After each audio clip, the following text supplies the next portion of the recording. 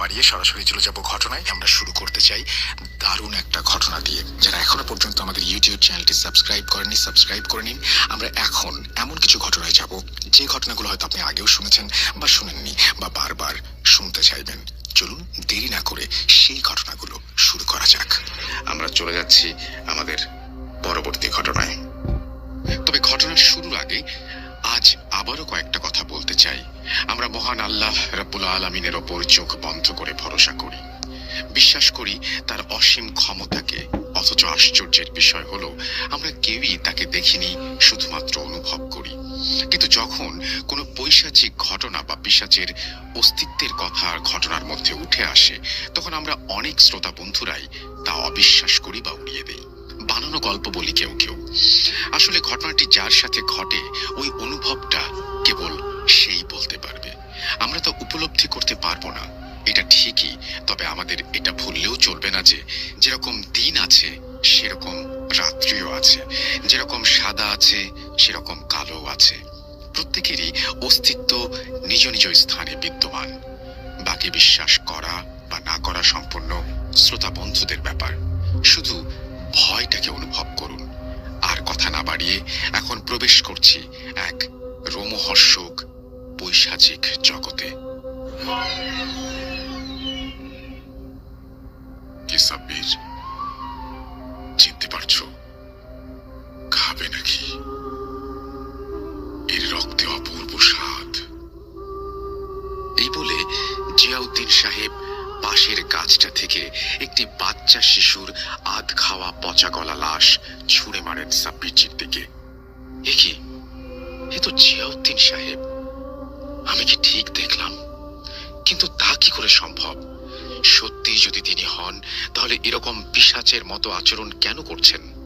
হঠাৎই অপ্রত্যাশিত ভাবে এই বিভৎস ঘটনাটি ঘটে যাওয়ায় সাব্বিরজির মনে প্রশ্নের ঝড় উঠেছে। তিনি তার নিজের চোখকেই বিশ্বাস করতে পারছিলেন না। কিন্তু উনি যে পিশাচ, এটা মেনে নেওয়া যায় না। নিশ্চয়ই কোনো শয়তান তার সাথে মায়ার খেলা খেলছে। সাব্বিরজি জিয়াউদ্দিন সাহেবকে কিছু বলতে যাবেন, তার আগেই ভয়ে কাটা শিরশিরিয়ে ওঠে। দেখেন জিয়াউদ্দিন সাহেব গিরগিটির মতো গাছের গুড়ি বেয়ে নেমে এসে ফিনফিনে গলায় একটা তীক্ষ্ণ চিকন হাসি দিয়ে অদৃশ্য থেকে একটা মরা গলা পচা বাচ্চা শিশুর লাশ ধরেছেন, কামড় বসাচ্ছেন, আবার অদৃশ্যে ছুড়ে দিচ্ছেন। সাব্বিরজি কয়েক মুহূর্তের জন্য ভয়ে কাঠ হয়ে দাঁড়িয়ে যান। ভ্রমটা কাটে হঠাৎই পায়ে ভিজে কোনো কিছুর স্পর্শে। বুকটা ছ্যাঁত করে ওঠে। কয়েক সেকেন্ড নিজের দিকে তাকিয়ে সাব্বিরজি যা দেখেন তা কল্পনার অতীত। বুকের ধড়ফড়ানিটা কয়েকশো গুণ বেড়ে যায়। সাব্বিরজি যা দেখলেন, আধ খাওয়া পচা গলা বাচ্চাটি কালো লকলকে লম্বা জিহ্বা বের করে পা চাটছে। সাব্বিরজি দেখে আঁতকে উঠে চিৎকার দিয়ে লাথি দিয়ে ওটাকে সরিয়ে দেন। আজ এসব কি হচ্ছে তার সঙ্গে? কেনই বা হচ্ছে তিনি কিছুই বুঝে উঠতে পারছেন না। আর জিয়াউদ্দিন সাহেব, তিনি বা এরকম আচরণ কেন করছেন? বা এই শয়তানটা আদৌ কি তিনি? কি করবেন কিছু বুঝে উঠতে না পেরে আয়াতুল কুরসির কয়েকটি আয়াত পড়ে আবারও সামনের দিকে এগোলেন। কি সাব্বির, তোমার এত বড় সাহস? তুমি আমাকে টপকে যাবে? যেতে পারবে? জিয়াউদ্দিন সাহেব কর্কশ কণ্ঠে বলে উঠলেন। সাব্বিরজি বেগতিক অবস্থা দেখে পকেট থেকে তসবিটা বের করে হাতে জড়িয়ে নিতেই জিয়াউদ্দিন সাহেব আবারও পৈশাচিক অট্টহাসিতে ফেটে পড়লেন। আমার বিড়াল, আমাকেই নেও। আমার দেয়া তসবি দিয়ে আমাকেই আটকাবে? দেখি কেমন পারো। এই বলে জিয়াউদ্দিন সাহেব পচা গলা বাচ্চা শিশুটির শরীরের খণ্ড বিখণ্ড দেহ ছুঁড়ে মারতে লাগলেন সাব্বিরজির দিকে। অতীতে জিয়াউদ্দিন সাহেব যা শিখিয়েছেন তার সবই একটার পর একটা প্রয়োগ করে যাচ্ছিলেন সাব্বিরজি। এর মাঝে আশ্চর্যজনকভাবে একটা জিনিস লক্ষ্য করলেন, আশেপাশের পরিবেশে থাকা মানুষগুলোর কোনো হুঁশই নেই এই বিভৎসতার দিকে। এতক্ষণ পর্যন্ত জিয়াউদ্দিন সাহেব শুধু পচা গলা বাচ্চার লাশের খণ্ড বিখণ্ড ছুঁড়ে মারছিলেন, কিন্তু এরপর শুরু হয় ভয়াল ভয়ঙ্কর কাণ্ড। হঠাৎই বাতাস বাতাসে বিশ্রী মাংস পচা ভ্যাপসা গন্ধ, দুর্গন্ধ ছড়িয়ে পড়ে। সাথে সাথে আকাশ কালো করে শুরু হলো মৃত বাঁদরের বৃষ্টি। ঝাঁকে ঝাঁকে মৃত পচা বাঁদর তার উপর বর্ষিত হচ্ছে, এবং সেই সঙ্গে আকাশ থেকে ধীরে ধীরে একটি বিভৎস আধ পোড়া, চোখ দুটো ছিঁড়ে ঝুলে আছে, শরীরের অধিকাংশে মাংস নেই, পচা গলা ভয়ঙ্কর নারী মূর্তি শূন্যে ভাসতে ভাসতে নেমে এসে জিয়াউদ্দিন সাহেবের ঘাড়ে এসে বসলো। সঙ্গে সঙ্গে জিয়াউদ্দিন সাহেব আবারও একটা পৈশাচিক হাসি দিয়ে উঠলেন।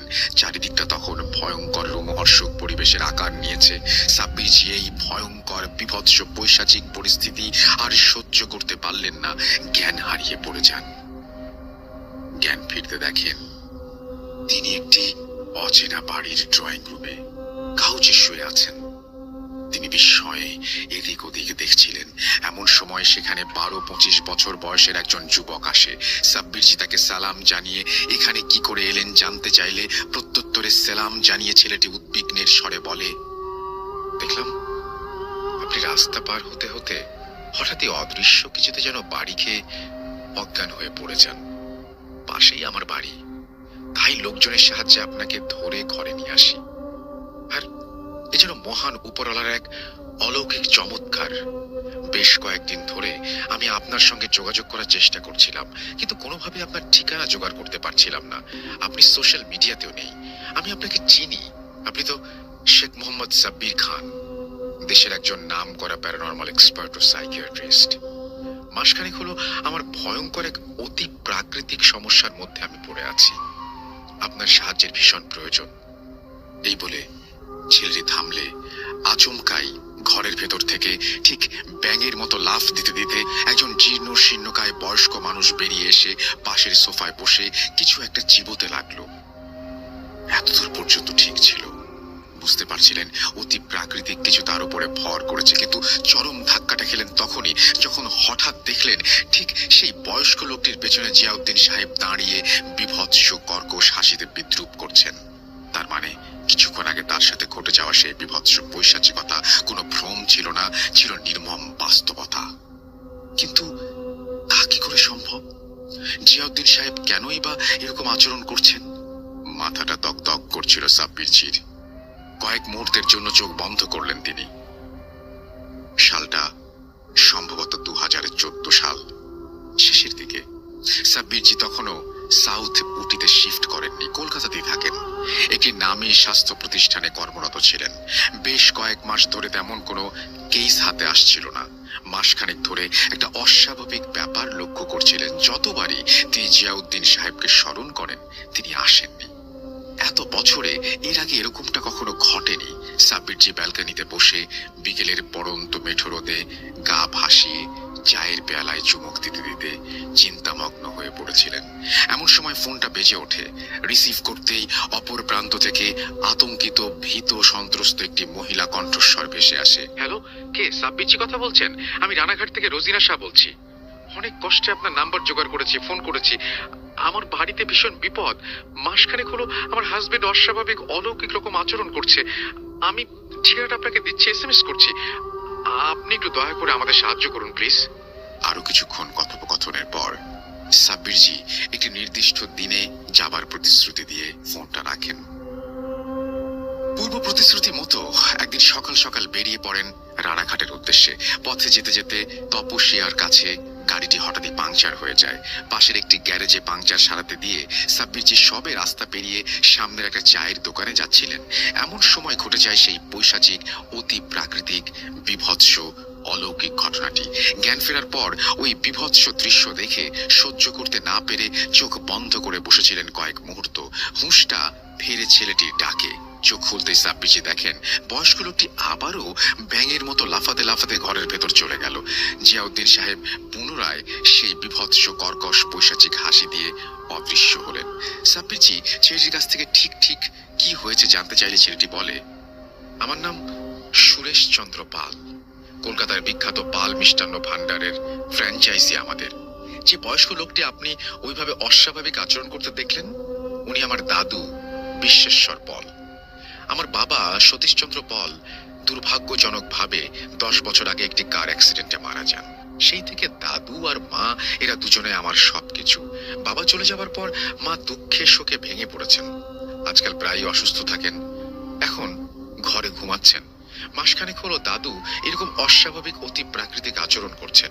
মাঝে মাঝে সুস্থ থাকলে এক অজানা আতঙ্কে গুটিসুটি মেরে ঘরে বসে থাকেন এবং সর্বক্ষণ আওড়াতে থাকেন, হয়েছে হয়েছে, দরজার পাশে দাঁড়িয়ে আছে, আমাকে মেরে ফেলবে, চিবিয়ে চিবিয়ে খাবে, রাক্ষসী আতঙ্কর। আমি রীতিমতো আতঙ্কের মধ্যে আছি। দু একজনের পরামর্শে ওঝা ডেকে দেখালেও কোনো লাভ হয়নি, ফল মেলেনি। এসব কিছুর সীমা ছাড়াই আজ থেকে 10 দিন আগে বাড়ির পরিচারিকা জানায়, সেদিন পাড়ার বাচ্চারা আমার বাড়ির পাশের গলিটায় খেলছিল। দাদু বারান্দায় বসে তাদের সঙ্গে মজা করছিল, হাসছিল। কিন্তু কি মনে হলো হঠাৎই উঠে নিচে দৌড়ে গিয়ে বাচ্চাগুলোর মধ্যে একজনের হাত কামড়ে দিয়ে রীতিমতো এক টুকরো মাংস খুবলে নিয়ে চিবোতে থাকে এবং এক বীভৎস কর্কশ্বরে হাসতে থাকে। ব্যাপারটা এতটাই অস্বাভাবিক এবং আকস্মিক ছিল যে সেখানে উপস্থিত সকলে আতঙ্কে থম মেরে যায়।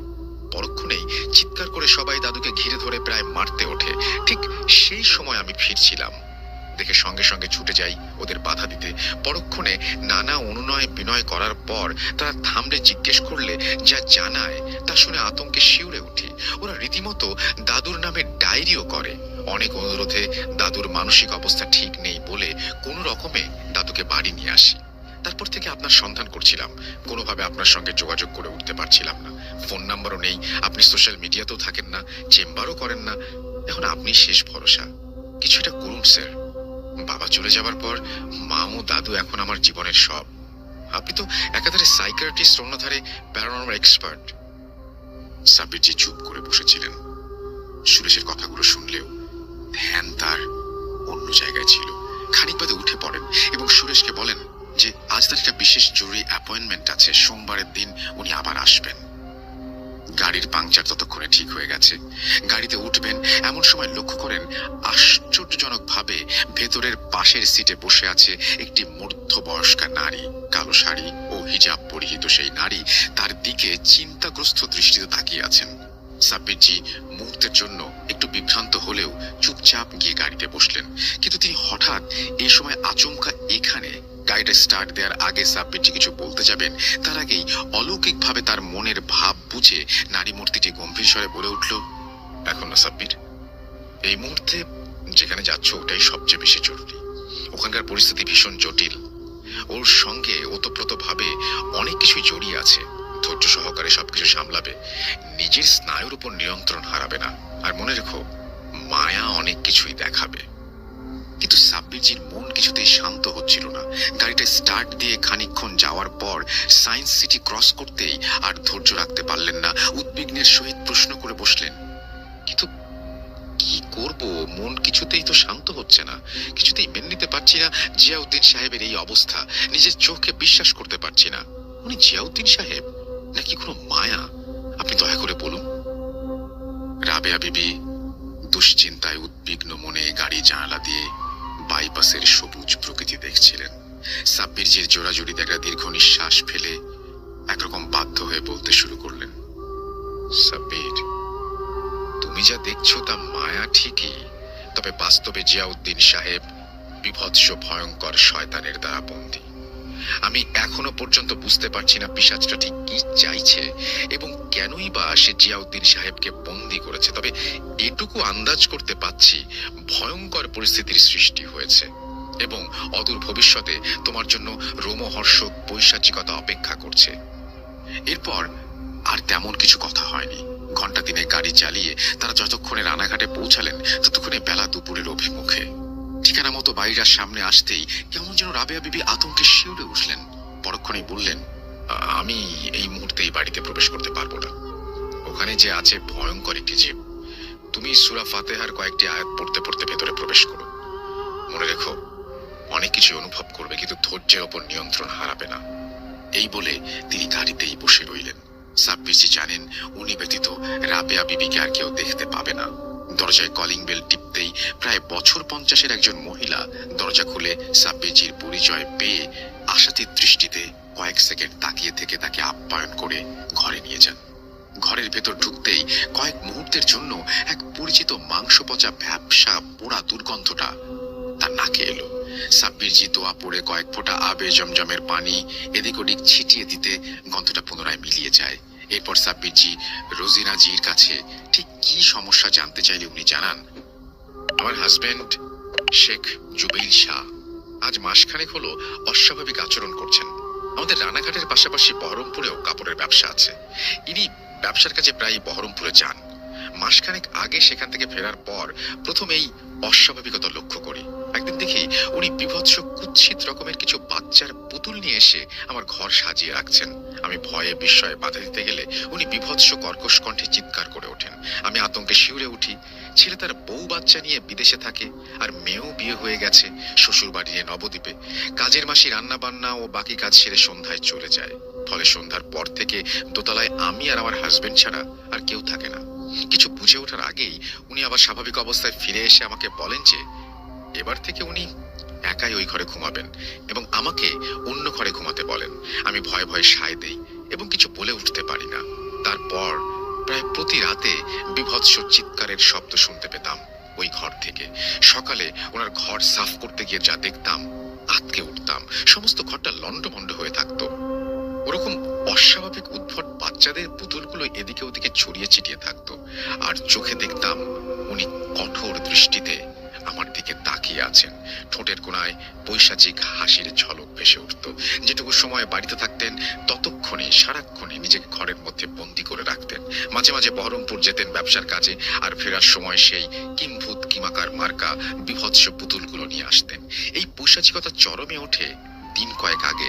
প্রতিদিনের মতো সেদিনও সকালে ওনার ঘর সাফ করতে গিয়ে রীতিমতো চমকে উঠি। শিরদাঁড়া দিয়ে হিমেল স্রোত বয়ে যায়।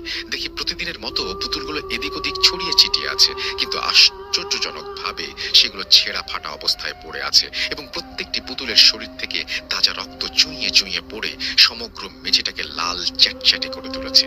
ওই দৃশ্য আর সহ্য করতে পারছিলাম না। আতঙ্কে চিৎকার দিয়ে জ্ঞান হারাই। জ্ঞান ফিরতে দেখি আমি আমার ঘরের বিছানায় শুয়ে আছি। ডাক্তারবাবু পাশে বসে আছেন, উনিও পাশে দাঁড়িয়েছিলেন।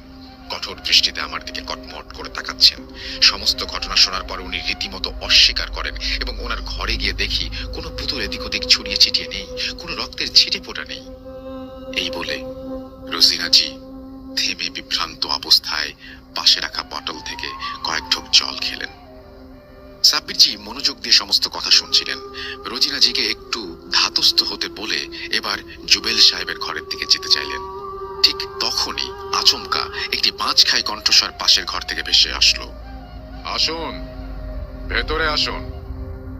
সেই হাড় হিপ করা ডাকে রোজিনাজি রীতিমতো আঁতকে উঠে কাঁপতে থাকেন।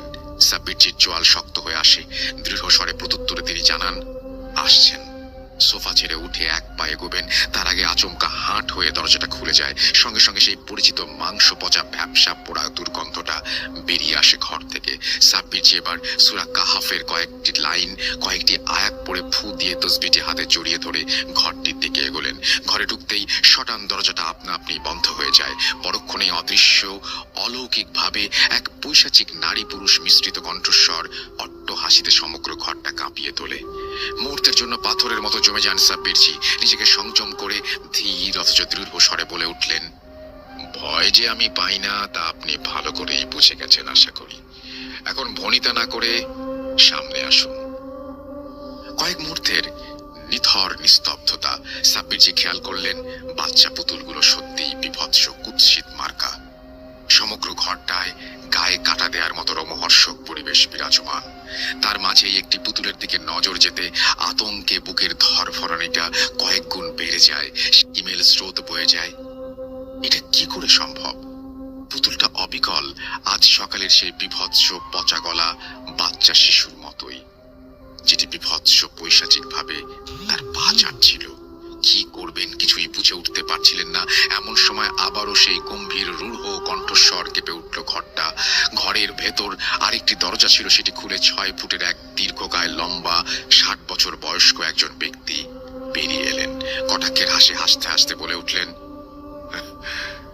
ভালো আছেন সাব্বিরজি? কি ব্যাপার এখানে? রসিনা বুঝি আপনাকে ডেকেছে? তো কি বুঝলেন? কেমন লাগছে? আমার রুমের এই সুন্দর সুন্দর পুতুলগুলো দেখে ভয় টয় পাচ্ছেন না তো? ওই যে ওই কোনায় পুতুলটা দেখছেন, চিনতে পারছেন? পারছেন না? আরে ওটাই তো সকালে জীবন্ত হয়ে আপনার পা চাটছিল। কি ভাবছেন? কি করে এটা সম্ভব? আপনি যাদেরকে তাড়াতেই চর্চা করেন, আমি তাদের সাথেই ঘর করি। এখন এখানে মেলা সময় নষ্ট না করে আপনি বরং আপনার সেই কাছের মানুষটিকেও, সরি সেই ইমাম গোছের জিনটিকে বাঁচানোর চেষ্টা করুন। এখন যান, যান যান, আমাকে আর বিরক্ত করবেন না। সাব্বির যে আতঙ্কিত অবস্থায় সমস্ত কথা শুনছিলেন। আজ সব কি হচ্ছে তার সাথে, কি যে করবেন কিছুই বুঝে উঠতে পারছিলেন না। আজ সকাল থেকে একটার পর একটা অস্বাভাবিক ধাক্কা সহ্য করে যাচ্ছিলেন। এটা কি করে সম্ভব? এই মানুষটা কি করে জানলো আজ সকালে তার সাথে কি বিভৎস রোমহর্ষক ঘটনা ঘটে গেছে? আর ইনি জিয়াউদ্দিন সাহেবকেই বা কি করে চিনলেন? মাথায় কিছুই ঢুকছে না। মস্তিষ্কের শিরা উপশিরাগুলো প্রবল রক্তের চাপে ছিঁড়ে যাওয়ার উপক্রম। কিছু বলতে যাবেন তার আগেই জুবেল সাহেব বলে উঠলেন, হয়েছে, শুনতে পাচ্ছেন? ও আসছে, আদমখোর আসছে। ওর বড় খিদে। আজকাল আশেপাশে খুব একটা বাচ্চা শিশু খুঁজে পায় না, তাই দোকান থেকে তাজা গোস্ত এনে এই পুতুলগুলোর মাঝে পড়ে দেই, আর আর ওটা এসে ছিঁড়ে ছিঁড়ে খায়। আপনি বিশ্বাস করুন, আপনি বিশ্বাস করুন, একদমই মজা পায় না জানেন। তাই 15 দিনে অন্তত একটি বাচ্চা শিশু জোগাড় করে মন্ত্র বলে পুতুল বানিয়ে নিয়ে আসি ওর জন্য। সব কি বলছে শয়তানটা? জিয়াউদ্দিন সাহেব থাকলে না হয় একটা উপায় বের করা যেত। এমন সময় ঘরটা থেকে কড়মড় কড়মড় শব্দ ভেসে আসে। সাব্বিরজি এক পা করে সেদিকে তাকাতেই আঁতকে উঠে কয়েক পা পিছিয়ে আসেন। দম বন্ধ হবার উপক্রম। কোথায় জুবেল সাহেব? এ যেন সাক্ষাৎ নরপিশাচ। কড় মরিয়ে পুতুলগুলো ছিঁড়ে চিবিয়ে চিবিয়ে খাচ্ছেন, এবং এখন পুতুলগুলো অবিকল বাচ্চা শিশুর মতো রূপ নিয়ে যেন খিলখিলিয়ে হাসছে। যেন সেই রক্তলোলুপ খেলায় বেশ মজা পাচ্ছেন তিনি। হাসতে হাসতে বাচ্চাগুলোর কারোর পা, কারোর হাত জুবেল রূপী সেই শয়তানটি উদরস্থ করছে। অথচ অথচ এই বাচ্চাগুলোর তাতে কোনো হুঁশ নেই। ছোট্ট ঠোঁটগুলো থেকে হাসি সরছে না। টপ টপ করে রক্ত দুগাল চুইয়ে পড়ছে এই বিভৎস পিশাচটির। জুবেল সাহেবের সমগ্র শরীরটা এখন ঝলসানো মাংস পিণ্ডের ন্যায় পোড়া দুর্গন্ধ ছড়াচ্ছে।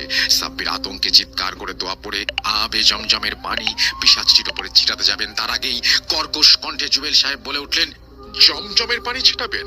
সাহস তাকে তো ছেটান, কিন্তু তার আগে জানালা দিয়ে পাশের ঝোপটার দিকে একটু তাকান। সাব্বিরজি সেদিকে তাকাতেই আতঙ্কে মাথাটা ঘুরে যায় ক্ষণিকের জন্য। চোখ অন্ধকার হয়ে আসে। সঙ্গে সঙ্গে আবে জমজমের বোতলটা বন্ধ করে ফেলেন। দেখেন জানালার বাইরে ঝোপের কাছে তার মৃত দাদু দাঁড়িয়ে করুণ দৃষ্টিতে তার দিকে তাকিয়ে আছেন। সাব্বিরজি একটা ঘোরের মধ্যে চলে যান। ঘোরটা কাটে একটা হাড় হিম করা পৈশাচিক ঘটনা দেখে সাব্বিরজি দেখেন আচমকাই জিয়াউদ্দিন সাহেব হাজির হয়ে চরম সজোরে তার দাদুর গলায় একটা কোপ বসান। সঙ্গে সঙ্গে ফিনকি দিয়ে উষ্ণ রক্তে ঝোপটা ভিজে যায়। এদিকে জিয়াউদ্দিন সাহেব ভয়ঙ্কর অট্টহাসি দিয়ে অদৃশ্য হয়ে যান। সাব্বিরজি আর সহ্য করতে পারছিলেন না। সঙ্গে সঙ্গে ঘরটা ছেড়ে বেরিয়ে আসেন। যদিও তিনি ভালো মতোই জানতেন এই সব কিছুই মায়ার খেলা। রেজিনাজি করুণ ভাবে তার দিকে তাকিয়ে আছেন। সাব্বিরজি বিস্ময়ের সহিত ম্লান মুখে বললেন, এক বিভৎস ভয়ঙ্কর শয়তান জুবেল সাহেবের ভেতরে বাসা বেঁধেছে, কিন্তু কিভাবে এসেছে এখন তা বলতে পারছি না। আমি সবকিছু বুঝে পরে আসবো। এই বলে সাব্বিরজি ঘর ছেড়ে বেরিয়ে যান। গাড়িতে আসতে দেখেন রাবেয়া বিবি ভয়ে সন্ত্রস্ত অবস্থায় বসে আছেন। কিছু বলে ওঠার আগেই উনি আতঙ্কের সহিত বলে উঠলেন, আদমখোর! কিন্তু ও কিভাবে এখানে এলো? আর জিয়াউদ্দিন সাহেবকেই বা কেন বন্দি করলো? কিছুই বুঝতে পারছি না। তুমি সোমবার নয়, কালকেই সুরেশের বাড়িতে যাও। তসবিটা বিশ্বেশ্বরের মাথায় ঠেকিয়ে ওনাকে একটু শান্ত করে ওনার কাছ থেকে সমস্ত ঘটনা শোনার চেষ্টা করো। রহস্য কোথাও না কোথাও ওর মধ্যেই লুকিয়ে আছে। আমিও আমার জগতে গিয়ে আমার মতো করে দেখছি আদমখোর কি করে এলো, কোত্থেকে এলো। ভয় পেও না, মহান আল্লাহর উপর ভরসা রাখো। এই আদমখোরটা আবার কি? এ তো শুধু গল্পেই দেখা যায়, বাস্তবে কি আদৌ এটা সম্ভব? অথচ জিজ্ঞেস করার আগেই রাবেয়া বিবি অদৃশ্য হলেন। বাড়ি ফেরার পর দুশ্চিন্তায় আর ঘুমিয়ে আসছিল না সাব্বিরজির। পরের দিন সকাল হতেই সুরেশদের বাড়িতে তিনি বেরিয়ে গেলেন। সকালবেলা সুরেশদের বাড়ির সীমানায় ঢুকে আবারও সেই মাংস পচা ভ্যাপসা পোড়া গন্ধটা নাকে এলো। সঙ্গে সঙ্গে সাব্বিরজি দোয়া পড়ে ফুঁ দিয়ে জমজমের পানি ছিটিয়ে কলিং বেল টিপলেন। সুরেশ বাড়িতেই ছিল, তাকে দেখে রীতিমতো অবাক। এরপর ভেতরে নিয়ে গেল। সাব্বিরজি আর কথা না বাড়িয়ে সোজা দাদুর ঘরের দিকে চলে যান। ঘরে প্রবেশ করতেই আচমকা গা ছমছমে এক শীতল স্পর্শ অনুভব করেন অদৃশ্যে। বুকটা ধড়ফড় করে উঠল মুহূর্তের জন্য। সঙ্গে সঙ্গে পেছনে ঘাড়ের কাছে একটা বীভৎস ফ্যাঁস ফ্যাঁসে কণ্ঠস্বর বলে উঠল, কি মরার খুব শখ? চিন্তা নেই, তোর চামচাটাকে মারবো, তারপর তোকে। ঠিক তার পর মুহূর্তে জিয়াউদ্দিন সাহেব ভয়ঙ্কর কুৎসিত হাসি দিয়ে শূন্যে ভাসতে ভাসতে এসে সাব্বিরজির গলা টিপে ধরলেন। সাব্বিরজির গলা বন্ধ হয়ে আসলো। আপ্রাণ চেষ্টা করছিলেন, ছাড়ানোর জন্য পারছিলেন না। কোন রকমের কষ্টে পকেট থেকে তাসবিহটা বের করে লা হাওলা ওয়ালা কুওয়াতা ইল্লা বিল্লাহিল আলিয়ুল আযীম পড়তে পড়তে সেই কঠোর হাতের বাঁধন ছোঁয়ান। সঙ্গে সঙ্গে তৎক্ষণাৎ বীভৎস আর্তনাদ করে জিয়াউদ্দিন সাহেব অদৃশ্য হন এবং সঙ্গে সঙ্গে ঘরটার পরিবেশ আবার স্বাভাবিক হয়ে যায়। সাব্বিরজি দেখলেন বিশ্বেশ্বর বাবু গুটিসুটি হয়ে ঘরের এক কোনায় বসে অস্পষ্ট কি সব আওড়াচ্ছেন। সাব্বিরজি তড়ি ঘড়ি করে তার কপালে তসবিটা ঠেকাতে যাবেন, তার আগেই হঠাৎই পাশের জানালা দিয়ে আচমকাই কেউ এক বিষধর সাপ তাকে লক্ষ্য করে ছুঁড়ে মারে। সাব্বিরজি মুহূর্তের জন্য সেই পৈশাচিকতায় আটকে উঠে কয়েক মুহূর্তের জন্য ছিটকে পিছিয়ে যান। না না, এভাবে হবে না, আমাকে নিজের স্নায়ুর উপর নিয়ন্ত্রণ রাখতে হবে, এসব কিছুই মায়া। সাব্বিরজি মনে মনে বলে ওঠে, আবারও দোয়া পড়তে থাকেন। জমজমের পানি ছিটিয়ে সেই ভয়ঙ্কর সাপটার উপরে দেন। সঙ্গে সঙ্গে সাপটা এক প্রকার ভস্ম হয়ে অদৃশ্য হয়ে যায়। এরপর সাব্বিরজি সূরা আল ফালাক এবং আল নাসের কয়েকটি আয়াত পড়ে তসবিটা বিশ্বেশ্বর বাবুর কপালে ঠেকান। কিছুক্ষণ এইভাবে থাকার পর বিশ্বেশ্বর বাবু চোখ খুললেন। সাব্বিরজিকে দেখে একটু বিস্মিত হন। ততক্ষণে সুরেশও ঘরে এসেছে। সুরেশের কাছ থেকে সমস্ত কথা শুনে বিশ্বেশ্বর বাবু আবারও ভয়ে থম মেরে অস্পষ্টভাবে বলতে থাকেন, ও ফিরে এসেছে, ও আমাকে ছাড়বে না। সাব্বিরজি অভয় দিয়ে তাকে পাশে থাকা একটি চেয়ারে বসিয়ে ঠিক কি হয়েছে জানতে চাইলে বিশ্বেশ্বর বাবু আতঙ্কের সাথে বলতে শুরু করলেন, সালটা ঠিক মনে নেই, তবে 1952 থেকে 1955 মাঝামাঝি। আমাদের তখন এত বড় মিষ্টির ফ্র্যাঞ্চাইজি ছিল না। মধ্য কলকাতায় একটি ছোট্ট মিষ্টির দোকান। স্বাধীনতার আগে থেকেই আমাদের দোকানে অনেক নাম ডাক ছিল, ফলত মিষ্টির অর্ডার বিভিন্ন জেলা থেকেও আসতো প্রায়শই। সেরকমই একবার মুর্শিদাবাদে একটি বিয়ের মিষ্টির অর্ডার পেয়ে যাই। গ্রামটি সম্ভবত লালকুঠি বা অন্য কোনো গ্রাম হবে, এখন মনে পড়ছে না। তবে এটুকু মনে আছে, গ্রামটি নবাব সিরাজউদ্দৌলার হীরাঝিল প্রাসাদের ভগ্নাংশের পার্শ্ববর্তী। তৎকালীন একজন নামী সম্ভ্রান্ত মুসলিম পরিবারের বিয়ের অনুষ্ঠান, প্রচুর আয়োজন। তাই নির্দিষ্ট দিনে 2 দিন আগে আমি ও আমার কর্মচারী গিয়ে কাজে হাত দেই। 2 দিন গ্রামের স্থানীয় লোকদের সাথে একসঙ্গে কাজ করার ফলে নানা রকম কথা নিয়ে আলাপচারিতা হয়। এরই মাঝে কানাঘুষা উঠে আসে এলাকায় নাকি এক নরখাদক পিশাচিনীর প্রাদুর্ভাব ঘটেছে। দিনে দুপুরে নাকি সদ্যজাত বাচ্চা শিশুদের তুলে নিয়ে যাচ্ছে। আমি রীতিমতো একগাল হেসে ব্যাপারটা উড়িয়ে দিই। হাজার হোক আমরা কলকাতার মানুষ, ভূত প্রেতে বিশ্বাস করব? তাও কি হয়? আমার বয়স 22 কি 23 হবে। সুরেশের মতো এরকম হাট্টা গাট্টা গরম রক্তের যুবক জলজান্ত বাঘ এলেও এক হাত লড়ে নেয়ার ক্ষমতা রাখি। এ আবার কোন অশরীরী? ব্যাপারটা হেসে উড়িয়ে দেই, কাজে মন দেই।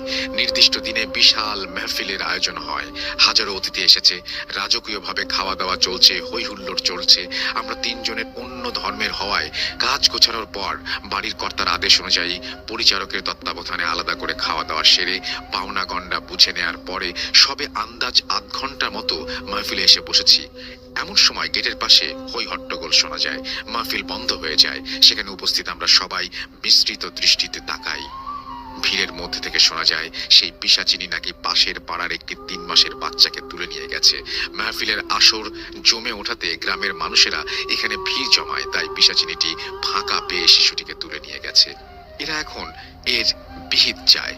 বাড়ির কর্তা কিছু বলবেন তার আগেই অতিথিদের মাঝখান থেকে একজন কাঁচা পাকা দাড়ি ভর্তি দীর্ঘদেহী ইমাম সাহেবের মতো মানুষ বেরিয়ে আসেন এবং দৃঢ় কণ্ঠে বলেন, আপনারা সবাই শান্ত হন। আপনাদের কর্তামশাইয়ের অনুরোধে এই সমস্যার সমাধান করতে আমি আজ এখানে এসেছি। আপনাদের কর্তামশাই রবিউল ইসলাম জি আমার বিশিষ্ট বন্ধু হন। ভেবেছিলাম কাল সকাল থেকে এই কাজে হাত দেব, এখন দেখছি আর সময় নেই। আপনারা সবাই শান্ত হন, ইনশাল্লাহ সব ঠিক হয়ে যাবে। এরপর দেখলাম আশ্চর্যজনকভাবে তিনি অদৃশ্য কারোর সাথে কথা বলছেন। খানিক বাদে গম্ভীর স্বরে রবিউল সাহেবকে জানালেন যে তার এই মুহূর্তে মেজবানে জবাই হওয়া একটি গরুর কাটা মাথা লাগবে ও শুধু দুজন লোক থাকবে তার সাথে সাহায্যের জন্য, এবং মাটি খোঁড়ার জন্য শাবল, কোদাল এবং এক ডাব্বা দাহ্য তেল লাগবে। ততক্ষণ পর্যন্ত সবাই বিস্মৃত হয়ে শুনছিল। যেই শুনছে দুজন লোক লাগবে অমনি আতঙ্কে যে যার মতো পিছিয়ে যায়। আগেই বলেছি ভূত প্রেতের প্রতি আমার বিশ্বাস ছিল না, আর সেই বয়সে সাহস ছিল তুঙ্গে। তাই কৌতূহলের বশে এগিয়ে আসি এবং রবিউল সাহেবের আদেশে একজন পরিচারকও যেতে রাজি হয়। এদিকে অতীতের জন্য আবারও মেহফিল শুরু হয়ে যায়। আমরা তিনজনে সেই আলোক ঝলমলে পরিবেশ ছেড়ে অন্ধকারের রাস্তায় গা ভাসিয়ে দেই। গ্রামের সম্ভবত দক্ষিণ পূর্বে হীরাঝিল প্রাসাদের ভগ্নাংশের কাছাকাছি একটি পরিত্যক্ত কবরস্থানের উদ্দেশ্যে। রাত্রি তখন আন্দাজ নিশিরাতের গহ্বরে। অন্ধকারে কিছু বোঝা যাচ্ছে না, গা ছমছমে পরিবেশ। অন্ধকার আন্দাজ করে হীরাঝিল প্রাসাদের ভগ্নাংশের কাছে পৌঁছানোর পর ইমাম সাহেব আবারও অদৃশ্য কারোর সাথে কথা বলেন। এরপর ওই নির্দিষ্ট কবরস্থানে মাঝ বরাবর একটা কোণায় গর্ত করতে বললেন। আমরা আদেশ মতো টর্চের আলো ঝোপঝাড়ে পরিষ্কার করে গর্ত খুঁড়তে যাব। এমন সময় হঠাৎই পাশের জঙ্গলে তুমুল ঝড় ওঠে, সেই সঙ্গে হাড় কাঁপানো অস্বাভাবিক চিৎকার ভেসে আসে। সেই প্রথম ভয় জিনিসটাকে অনুভব করেছিলাম।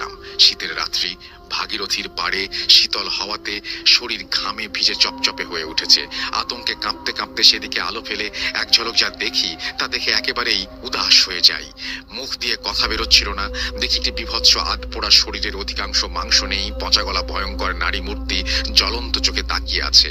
ভয় কাঠ হয়ে যায়। এদিকে কিছুটা দূরে ইমাম সাহেব রীতিমতো গর্জে ওঠেন, মূর্খের দল, মরার শখ হয়েছে, তাড়াতাড়ি আলো নেভাও।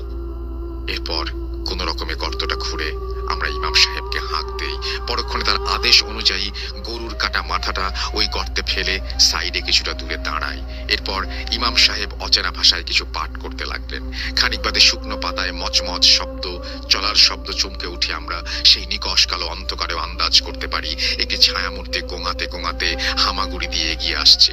কয়েক মুহূর্ত পর গর্তের ভেতর থেকে কর্মর কর্মর হাড় চিবানোর শব্দ ভেসে আসে।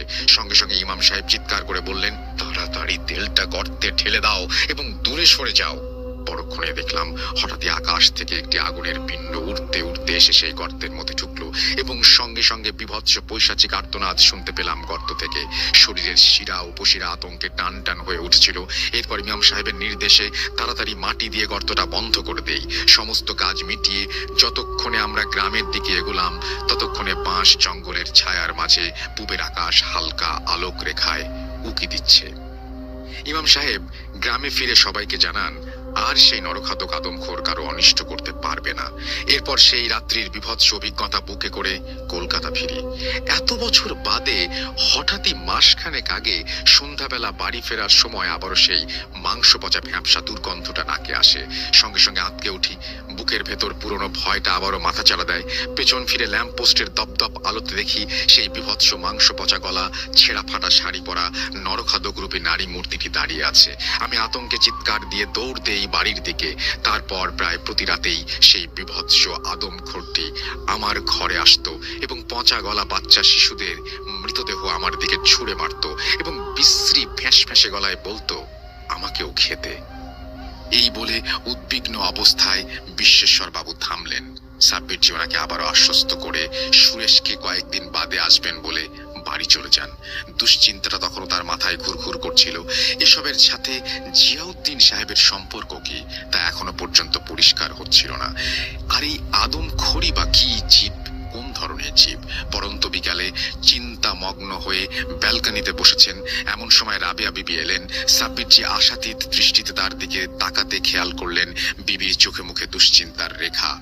উদ্বিগ্ন অবস্থায় সাব্বির জি সকালে বিশ্বেশ্বর বাবুর বলা সমস্ত ঘটনা খুলে বলতে রাবেয়া বিবি আবারও চিন্তিত হয়ে পড়লেন। কয়েক মুহূর্ত পর পশ্চিম আকাশে হালকা আবিরে আভার দিকে তাকিয়ে বলতে শুরু করলেন, ওই নরখাতক আদমখোর পিশাচিনীকে আর কেউ নয়, স্বয়ং জুবেইল সাহেবই মুক্ত করেছে। হয়েছে। মানুষের লোভ যে কতটা নিচে নামতে পারে এই শয়তানকে দেখলেই বোঝা যায়। ক্ষমতা ও অর্থের লোভে যে জঘন্যতম হারাম কাজ করেছেন তা ভাষায় প্রকাশ করা যায় না। বহরমপুরের এক শ্মশানে একটি কাপালিক তান্ত্রিক থাকতো। জুবেল সাহেব সেই তান্ত্রিকের আনুগত্য পাওয়ার লোভে এবং ক্ষমতার ঘৃণ্য লালসায় তারই নির্দেশে মাস দুয়েক আগে নিজের মেয়ের একমাত্র সন্তান তার 2 বছরের নাতনিকে এক অমাবস্যার রাতে ওই শ্মশানেই বলি দেন। আসলে মানুষই পাছে মাঝে এরকম কর্ম করে যা শয়তান ইবলিশ পিশাচকেও হার মানায়। এরপর খানিকক্ষণ মন মরা হয়ে বসে রইলেন রাবেয়া বিবি। সাব্বির ওনাকে একটু শক্ত হতে বলে আবারও জানতে চাইলেন তারপর ঠিক কি হলো। রাবেয়া বিবি হতাশার বেড়াজাল কাটিয়ে আবারও বলতে শুরু করলেন। এরপর তান্ত্রিকি জুবেল সাহেবের বলে হিরাজিল প্রাসাদের পার্শ্ববর্তী কবরস্থানের নদী পার বরাবর ঝোপের মধ্যে একটি শুকনো গরুর মাথার খুলি পড়ে আছে, সেটি যেন নিয়ে আসে বলেন। যেহেতু তান্ত্রিকটি বিধর্মী কাফের ছিল তাই সে ওই কবরস্থানে গিয়ে নিজে আনতে পারত না।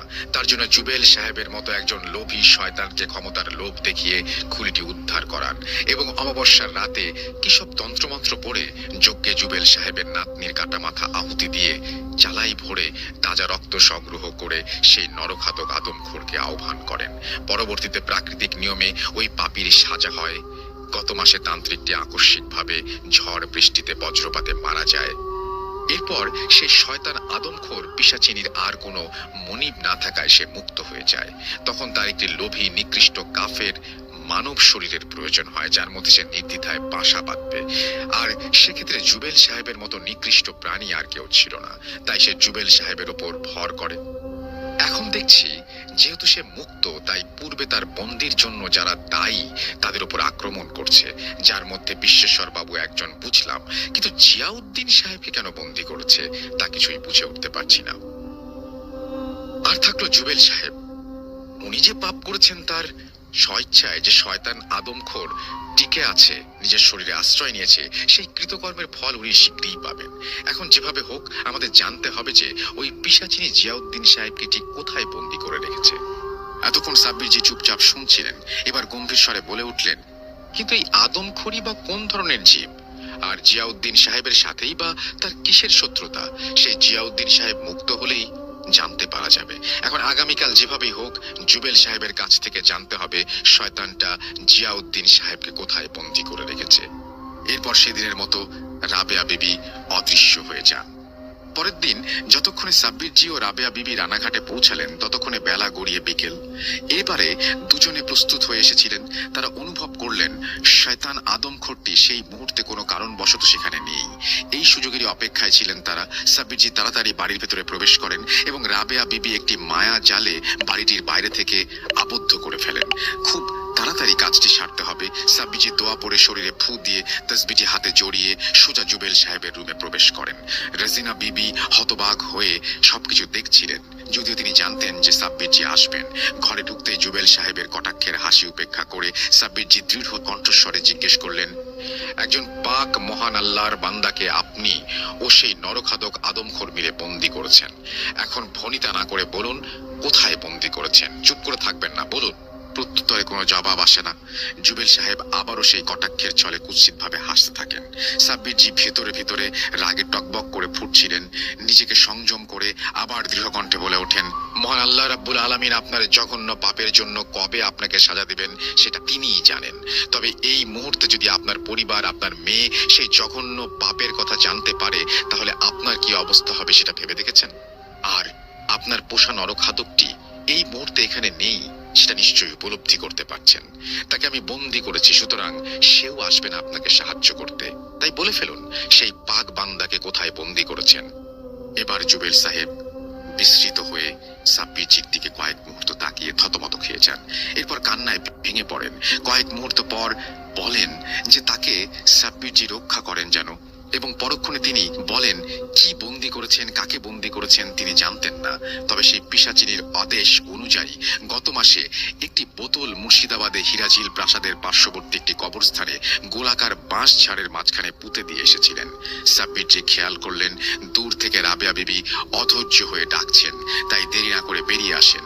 যাওয়ার আগে জুবেল সাহেবকে বলে আসেন যে তার কৃতকর্মের ফল তিনি একদিন ভোগ করবেন, কিন্তু কিভাবে তা শুধু মহান আল্লাহ রাব্বুল আলামিন জানেন। তবে উনি ভয়ঙ্কর ভাবে পিশাচের হাতে বেঘরে নিজের প্রাণটা হারাতে না চান, তাহলে ওই নরখাদক পিশাচিনী যেন ঘুণাক্ষরেও টের না পায় যে সাব্বিরজি সবকিছু জেনে গেছেন। বেরিয়ে যাবার সময় রজিনাজি কিছু জিজ্ঞেস করতেই সাব্বিরজি জানান পরে বলবেন। গাড়ির কাছে আসতেই সাব্বিরজি লক্ষ্য করলেন রাবেয়া বিবি আতঙ্কে ইতস্তত করছেন। তাকে দেখে উদ্বিগ্ন স্বরে বললেন, তাড়াতাড়ি আমাদের এখান থেকে চলে যেতে হবে। আদমখোরটা মনে হয় এতক্ষণে সবকিছু লন্ডভন্ড করে ফেলেছে। সুরেশ বেশ কয়েকবার ফোন করেছে, তোমার ফোনটাও ভুলে গাড়িতেই ফেলে গেছো। সাব্বিরজি দেরি না করে তাড়াতাড়ি সেই জায়গা ছেড়ে মুর্শিদাবাদের উদ্দেশ্যে গাড়ি ছুটিয়ে দিলেন। আসলে গতরাতেই সুরেশকে ফোন দিয়েছিলেন। তাদের ধর্ম অনুযায়ী বাড়ির হোম ও পুজো যজ্ঞের আয়োজন করে তাদের ধর্মের সর্বশক্তিমানের আরাধনা করেছেন তারা। সাব্বিরজি ভালো মতোই জানতেন শয়তানটা ওই পুজোয় বাধা দিতে আসবে এবং সেখানে যাবে, এবং সেই সুযোগটাই জুবেল সাহেবকে ভয় দেখিয়ে সব কথা তিনি বের করে নেবেন। পরিকল্পনাটা মোটামুটি কাজে দিয়েছে। এখন যত তাড়াতাড়ি সম্ভব মুর্শিদাবাদে পৌঁছানো দরকার। সাব্বিরজি গাড়ি চালাতে চালাতে কিছুটা স্বস্তির নিঃশ্বাস ফেলে রাবেয়া বিবিকে সমস্ত ঘটনা বলেন। এরপর সুরেশকে ফোন লাগান। হ্যালো বলার আগেই অপর পাশে সুরেশ আতঙ্কিত কণ্ঠে বলে, স্যার আপনার কথা মতো আমি সবকিছু ঠিক করেছিলাম। দাদু সকাল থেকে বিদঘুটে রকমের আচরণ করছিল, কিন্তু কোনো কিছুতে বাধা দেয়নি। ব্যাগ্রাটা হয় পুরুত মশাই যখন পুজোয় বসে সবে মন্ত্রপাঠ করেছেন, সঙ্গে সঙ্গে চারিদিকে তুমুল ঝড় ওঠে। ঝড়ের প্রকোপ এতটাই ছিল যে সবকিছু লন্ডভন্ড হয়ে যায়। সেই সঙ্গে বিভৎস পৈশাচিক অট্টহাসিতে বাড়িটা যেন কেঁপে কেঁপে উঠছিল। অদৃশ্য পচা গলা বাদুরের দেহ উড়ে এসে আছড়ে পড়ছিল পূজার স্থলে। পুরুত মশাই তা দেখে রীতিমতো অজ্ঞান। এই বিভৎস পৈশাচিকতা বেশ কিছুক্ষণ ধরে চলার পর হঠাৎ একটি জানালা কপাট ভেঙে আচমকায় অদৃশ্য শক্তিটি বেরিয়ে যায়। এরপর থেকে আপনাকে ফোন দিচ্ছি, আপনি ফোনই তুলছেন না। সাব্বিরজি বিচলিত না হয়ে ধীর গলায় সুরেশকে বললেন যে সবকিছু পরিষ্কার করে আবারও তোমরা তোমাদের মতন থাকো, আর এবারে তেমন কিছু ঘটবে না বলে আশ্বাস দেন। ফোনটা রেখে সাব্বিরজি রাবেয়া বিবিকে সুরেশের বাড়ির পরিস্থিতি সবিস্তারে জানিয়ে বলেন, জানতাম এমনটাই হবে। আমার শুধু প্রয়োজন ছিল কিছুটা সময়, তাতেই আমরা জুবেল সাহেবের থেকে যা জানা জেনে নিয়েছি। গাড়িটা তখন সবুজ প্রান্তরের বুক চিরে দ্রুত এগিয়ে চলছে। মনের ভেতর তীব্র উত্তেজনা অনুভব করছিলেন সাব্বিরজি। বহরমপুরে পৌঁছে স্থানীয় লোকদের কাছ থেকে রাস্তা বুঝে যতক্ষণে টাহর করে হিরাজিল প্রাসাদ সংলগ্ন এলাকায় পৌঁছালেন, ততক্ষণে রাত্রি গভীর হয়ে তলিয়ে গেছে। কোথায় প্রাসাদ? প্রাসাদের বিন্দু মাত্র নেই। গাড়ির আলোতে যতদূর দেখা যাচ্ছে শুধুই সারি সারি ঘন বাঁশ জঙ্গলের পাহাড়। এর মাঝেই ঠিক কোনো এক বাঁশঝাড়ের মাঝে বোতলটা পোতা আছে। খুঁজে বের করা ভীষণ দুষ্কর। হঠাৎ আকাশ বাতাস কাঁপিয়ে তুমুল ঝড় বৃষ্টি ওঠে। তার সাথে মুষলধারে বৃষ্টি। প্রকৃতিও যেন কোনো কিছুর আক্রোশে ফেটে পড়ছে। এদিকে যদি আদমখোরটা কোনোভাবে জুবেল সাহেবের কাছ থেকে সত্যিটা জেনে যায়, এর মাঝে হঠাৎই রাবেয়া বিবি কিছু একটা আভাস পেয়ে আচমকাই আতঙ্কের সহিত বলে উঠলেন, সাব্বির, বৃষ্টি থামার অপেক্ষা করলে সর্বনাশ হয়ে যাবে, তাড়াতাড়ি করো। আমি আভাস পাচ্ছি, তাতে মনে হচ্ছে শয়তানটা জেনে গেছে আমরা কোথায় কি করতে এসেছি। তুমি এখান থেকে গুনে গুনে 50টা পা এগোবে উত্তরের দিকে। এরপর ওখান থেকে পশ্চিম দিকে তাকিয়ে 20 বার সূরা ইখলাস পড়বে। তারপরে তুমি অনুভব করতে পারবে বোতলটা কোথায়। একটা কথা মনে রেখো, তোমার পেছনে যদিও পৃথিবী ওলটপালট হয়ে যায়, তুমি কিন্তু ভুলেও পেছন ফিরে তাকাবে না। আমার চিৎকার শুনলেও না। মহান আল্লাহ তাআলার উপর ভরসা হারাবে না। রাবেয়া বিবির কথা মতো ভিজে ভিজে লতাপাতার ঝোপে সাবধানে এক পা করে গুনে গুনে 30 বার মতো হেঁটে গেছেন তিনি। এ সময় বিকট একটা গর্জন ভেসে এসলো পেছন থেকে। সাব্বিরজি পেছন ফিরে তাকাতে গিয়েও পারলেন না। রাবেয়া বিবির মানা আছে। এরপর পেছন থেকে ভেসে আসে ভীষণ হুটোপুটি ধস্তাধস্তির শব্দ, সেই সঙ্গে পৈশাচিক চিৎকার, অট্টহাসি, রাবেয়া বিবির আর্তনাদ। সে এক রোমহর্ষক ভয়ঙ্কর পরিস্থিতি। দুটি অপ্রাকৃতিক শক্তির সমূহ যুদ্ধে চারপাশ বাঁশঝাড়গুলো উথাল পাথাল অবস্থা। সাব্বিরজির মনটা রাবেয়া বিবির জন্য ব্যাকুল হয়ে উঠল। পেছনে ঘুরবেন তার আগেই দূর থেকে প্রায় বাঁশঝাড়ের ওপর থেকে রাবেয়া বিবি রুদ্ধশ্বাস ক্ষীণ কণ্ঠ ভেসে উঠল, সাব্বির, থামবে না, তাড়াতাড়ি এগিয়ে যাও। আমি বেশিক্ষণ এই শয়তানটাকে আটকে রাখতে পারবো না। কথাটা আর শেষ করতে পারলেন না।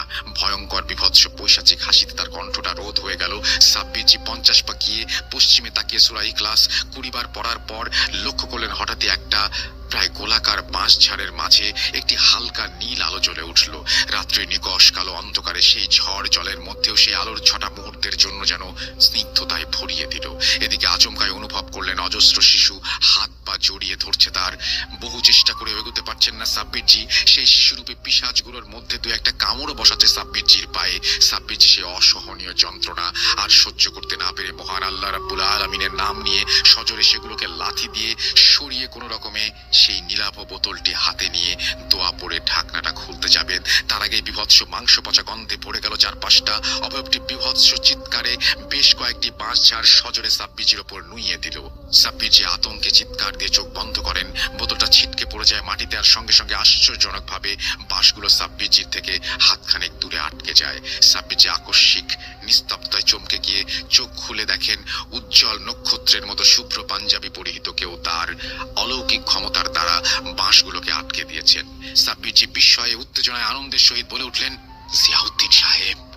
পরক্ষণে হাতের দিকে লক্ষ্য করে দেখলেন বোতলের খালি ঢাকনাটা বোতল ছিটকে যাওয়ার সময় তার হাতেই রয়ে গেছে। ঘোরটা কাটলো জিয়াউদ্দিন সাহেবের দৃঢ় বাজ খাই ধমকে। সাব্বির, তাড়াতাড়ি গাড়ি থেকে আবে জমজমের বোতল ও তোমার গাড়িতে থাকা অতিরিক্ত পেট্রোল ডাব্বাটা নিয়ে এসো। আমি একে বেশিক্ষণ আটকে রাখতে পারবো না। এরপর রাবেয়া বিবিকে ডাক দেন। ক্ষণিক বাদে সাব্বির জি সব নিয়ে এলে জিয়াউদ্দিন সাহেবের নির্দেশে আবে জমজমের পানি ছিটিয়ে গোল করে বাঁশঝাড়ের চারপাশে গন্ডি কাটলেন। তারপর রাবেয়া বিবির ক্ষমতা বলে এক নিমিষে শূন্যে ভেসে পেট্রোলের ডাব্বাটি নিয়ে ঝাড়টার উপর ছিটিয়ে দিলেন।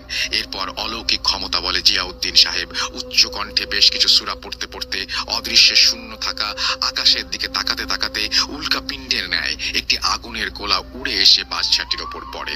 সঙ্গে সঙ্গে অলৌকিকভাবে দাউ দাউ করে জ্বলে ওঠে আগুন। আকাশ চুম্বী অগ্নিশিখায় সমগ্র এলাকাটি আলোকিত হয়ে ওঠে। সেই সঙ্গে ভয়ঙ্কর হাড় কাঁপানো আর্তনাদ ধীরে ধীরে ক্ষীণ হয়ে সেই আগুনে নিমজ্জিত হয়। বৃষ্টিটা ততক্ষণে থেমেছে। এখন হেডলাইটের আলোয় শীর্ণকায় বাঁশঝাড়টির ছাই ভস্যের স্তূপ বিভৎস ভয়ঙ্কর দেখাচ্ছিল। জিয়াউদ্দিন সাহেব বললেন যে ভোর হবার আগেই এলাকা ছেড়ে চলে যাওয়া উচিত, নইলে আশেপাশের গ্রামের মানুষের নানা প্রশ্নের সম্মুখীন হতে পারে। রাবেয়া বিবি যেভাবে কিছুক্ষণের জন্য সেই নরখাদককে আটকে রেখেছিলেন, জিয়াউদ্দিন সাহেব তার প্রশংসা না করে থাকতে পারলেন না, এবং সাব্বির জি সহ রাবেয়া বিবিকে তাকে মুক্ত করার জন্য ধন্যবাদ জানিয়ে সৌজন্যমূলক কথোপকথনের পর আবার যতক্ষণে বহরমপুর আমরা পৌঁছালাম ততক্ষণে পূবের লাল আভা ধীরে ধীরে পরিষ্কার হচ্ছে। জিয়াউদ্দিন সাহেবকে অনেক প্রশ্ন করার পর সাব্বির জি একে একে সব প্রশ্নগুলো করতে যাবেন, তার আগেই ফোনটা বেজে ওঠে। জিয়াউদ্দিন সাহেব বললেন, এখন না সাব্বির, আগে বাড়িতে পৌঁছে ফজরের নামাজ আদায় করো, তারপর ধীরে সুস্থে সবকিছু বলবো। এখন ফোনটা ধরো। কে করেছে ফোনটি? রেজিনা জি কাঁদতে কাঁদতে বললেন, কাল আপনি চলে যাবার পর থেকে উনি আর ঘর থেকে বেরোননি, রাতে খাবারও খাননি। মাঝরাতে হঠাৎই বিকট দুর্গন্ধযুক্ত ধোঁয়ায় আমাদের ঘুমটা ভেঙে যায়। এরপর কোনো রকমে ধোঁয়ার উৎস খুঁজতে গিয়ে দেখি ওনার ঘরের দরজার নিচ থেকে ভস ভস করে কালো ধোঁয়া আগুনের ফুলকি বের হচ্ছে। আমি আতঙ্কে শিউরে উঠি, চিৎকার দিয়ে কাউকে জোগাড় করতে পারিনি। শেষে সেই বিভৎসতা আর সহ্য করতে না পেরে জ্ঞান হারিয়ে যায়। সকালে জ্ঞান ফিরতে দেখি সব শেষ। ঘরের ভেতরে শুধু ছাই আর ছাই, জুবেল সাহেবের কোনো অস্তিত্বই ছিল না। এই বলে আবারও কান্নায় ভেঙে পড়েন। সাব্বির তাকে সান্ত্বনা দিয়ে সমস্ত ঘটনা খুলে বলেন। শেষে এটুকুই বলেন যে জুবেল সাহেব তার কৃতকর্মের ফল ভোগ করেছেন। এরপর ফোনটা রেখে দেন। একটা দীর্ঘশ্বাস ফেলে জিয়াউদ্দিন সাহেব বলেন, এটা হওয়ারই ছিল। শয়তান ইবলিশের যারা উপাসক হয় তাদের অন্তিম পরিণতি ঠিক এমনটাই হয়। এক শয়তান আর এক শয়তানকে পুড়িয়ে মেরেছে। ফিরে এসে নামাজ আদায় করে গত রাতের বিভীষিকাময় অভিজ্ঞতার ক্লান্তি এড়াতে একটু আরাম করেন সাব্বির জি। বিকেলে সুরেশের সাথে ফোনে কথা হয়। সুরেশ জানায় ওর দাদু বিশ্বেশ্বর বাবু এখন সম্পূর্ণ সুস্থ। সকাল থেকে রীতিমতো ব্যবসার ব্যাপারে তদারকি শুরু করেছেন। এরপর আরো কিছু কথোপকথনের পর ফোন রাখেন। ব্যালকনিতে বসে সুরেশের পাঠানো বিখ্যাত পাল সুইটসের কড়া পাকের সন্দেশ খেতে খেতে রাবেয়া বিবি ও সাব্বির জি অধীর আগ্রহে অপেক্ষা করছিলেন কখন জিয়াউদ্দিন সাহেব তার সাথে ঘটে যাওয়া এই বিভৎস ঘটনার তথ্য জানাবেন। কি করেই বা উনি এই শয়তানের হাতে বন্দী হলেন? জিয়াউদ্দিন সাহেব ওদের মনোভাব বুঝতে পেরে বলতে শুরু করলেন, মাসখানেক আগের কথা, আমি মসজিদে যাচ্ছিলাম। এমন সময় হঠাৎই পেছন থেকে কিছু একটা ধুলোর মতো পদার্থ আমার শরীরের ওপর পড়া অনুভব করলাম। এরপর কিছু মনে নেই। জ্ঞান ফিরতে দেখি আমি বোতলবন্দি। আদমখোরটি জুবেল সাহেবের সহায়তায় আমাকে ওই পরিত্যক্ত কবরস্থানে পুঁতে আসছে। আসলে পেছন থেকে আক্রমণ করার কারণে বন্দি করতে পেরেছিল, সামনে থেকে আমার মুখোমুখি হওয়ার সাহস ছিল না ওর। এখন আসি এই আদমখোর সাথে আমার কিসের শত্রুতা। এখানে বলে রাখি, সাব্বির শুধু আমি নয়, অতীতে তোমার পূর্বপুরুষও ওর শত্রু হয়ে ওঠে। অবাক হয়েও না সাব্বির, অতীতে মুর্শিদাবাদে বিশ্বেশ্বর বাবু যে ইমাম সাহেবকে সাহায্য করেছিলেন এই শয়তানকে বন্দী করতে, তিনি আর কেউ নন, তোমার দাদাজান হাফেজ শেখ মোহাম্মদ রিয়াজুল খান। আর যে অদৃশ্য জিন তাকে সেই কাজে সাহায্য করেছিল সে আমি, সেটা নিশ্চয়ই আর বলে দিতে হবে না। এবার বুঝতে পারছো শত্রুতা কোথায়। এখন সবশেষ প্রশ্ন হলো যে কে এই আদমখোর? আদমখোর শয়তানের সৃষ্ট এক ভয়ঙ্কর নরপিশাচ, যা দেওজিন বা কারেনজিনের সম্মিলিত ভয়ঙ্কর বিভৎস পৈশাচিক রূপ। যে সময় ওই গ্রামে আদমখোরের প্রকোপ শুরু হয়, ঘটনার সূত্রপাত তারও মাস চারেক আগে। রবিউল সাহেব জানান যে আগে মাঝে মধ্যে কারোর বাচ্চা শিশু উধাও হলে সবাই কোনো জন্তু জানোয়ার ভেবে শুধুই নিজেদের ভাগ্যকে দোষারোপ করত, কিন্তু মাস চারেক আগে হঠাৎই এক সন্ধ্যায় গ্রামের মানুষ লক্ষ্য করে একটি ছায়া মূর্তি পাশের কুটির থেকে একটি সদ্যজাত বাচ্চাকে ছিনিয়ে নিয়ে অন্ধকারে মিলিয়ে যায়।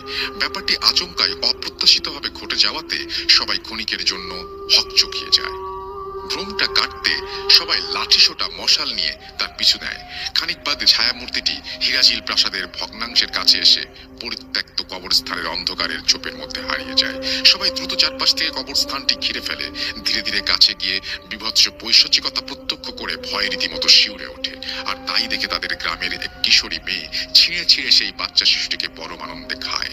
চোখের মনির জায়গায় তার ছিল অনন্ত গহ্বর, ঠোঁটের গোড়াতে চুইয়ে পড়ছে তাজা রক্ত।